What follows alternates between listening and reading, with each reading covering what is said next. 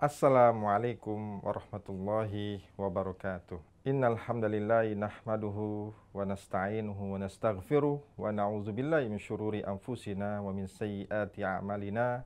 Innahu may yahdihillahu fala mudhillalah wa may yudlil fala hadiyalah.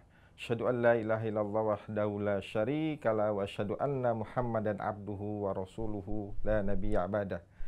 Segala puji syukur kehadirat Allah Subhanahu wa Ta'ala yang telah memberikan kita nikmat iman, Islam, serta berbagai nikmat-nikmat lainnya, sehingga kita masih dapat merasakan karunia Allah yang begitu sangat luar biasa.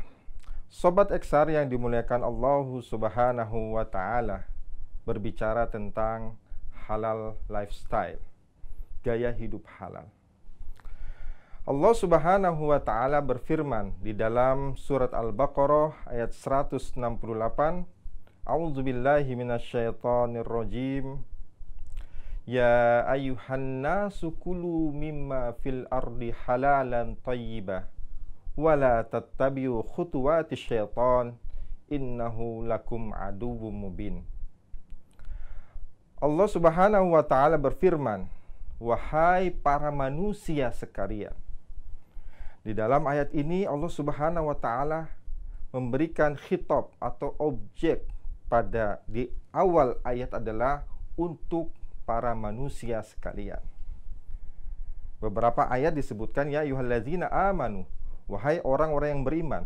Namun pada ayat ini di dalam surat Al-Baqarah ayat 168 Allah Subhanahu wa Ta'ala memanggil kepada manusia sekalian, baik muslim maupun non-muslim. Lalu dilanjutkan, ya ayuhan nasu kulu mimma fil ardi halalan thayyibah. Wahai para manusia sekalian, baik yang muslim maupun non-muslim, untuk apa? Untuk makanlah kalian apa-apa yang ada di bumi ini dengan cara yang halal atau halalan thayyibah, halal maupun thayyib.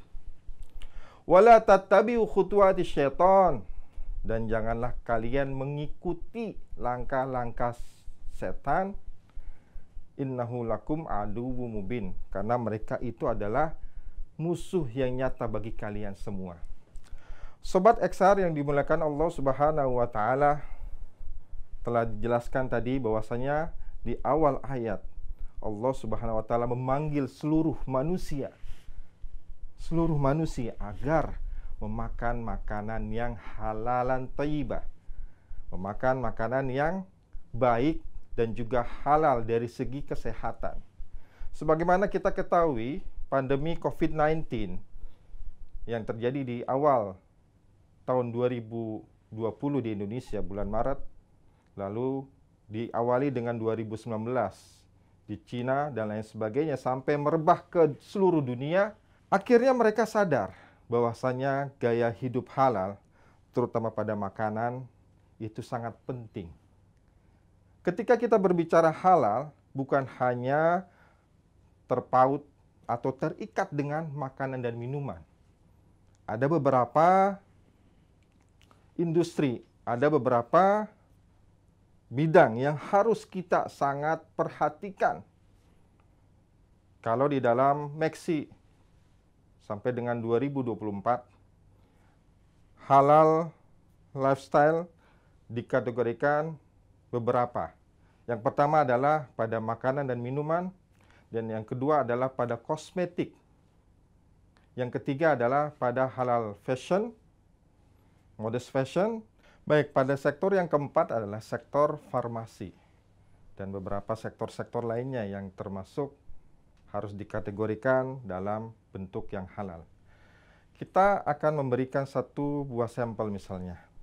Saya memiliki satu buah pulpen, ya. Dalam pembuatan satu buah pulpen, kita tidak mengetahui apakah zat yang terdapat di dalam buah pulpen, satu buah pulpen ini adalah menggunakan zat yang halal, baik dari hulu maupun sampai dengan hilir. Ini yang harus kita perhatikan Sobat Eksar. Ya, bahwasanya halal itu bukan serta-merta makanan dan minuman yang masuk ke dalam mulut kita. yang masuk ke dalam tubuh kita. Tetapi halal itu adalah sesuatu yang berkaitan dengan seluruh kehidupan kita. Pakaian kita, kaos kita, celana kita, jam tangan kita, dan seluruh yang berkaitan dengan aspek yang ada di dunia ini.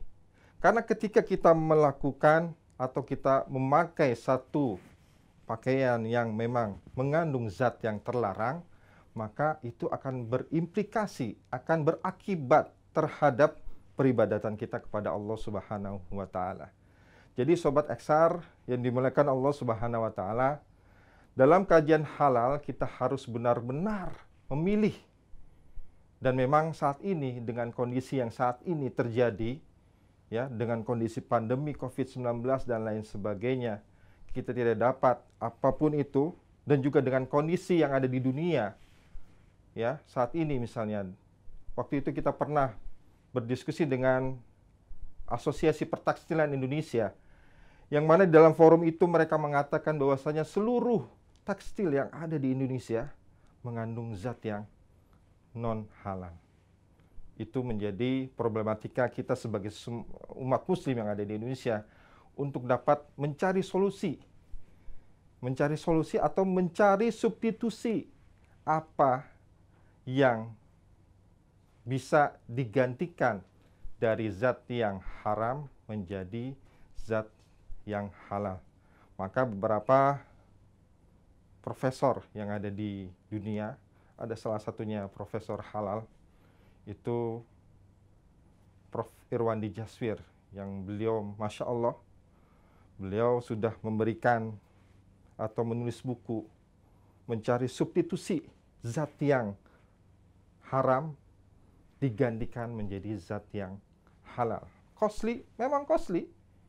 Berbiaya, memang berbiaya. Itulah cobaan kita sebagai umat muslim yang ada di Indonesia dan juga di dunia, agar senantiasa kita meningkatkan ketakwaan kita dari mengubah gaya hidup yang non halal menjadi gaya hidup yang halal, sehingga kepribadian kita, sehingga akhlak budi kita akan senantiasa berubah menjadi yang lebih baik dan diridhoi oleh Allah Subhanahu wa taala. Kafana bihadza. Assalamualaikum warahmatullahi wabarakatuh.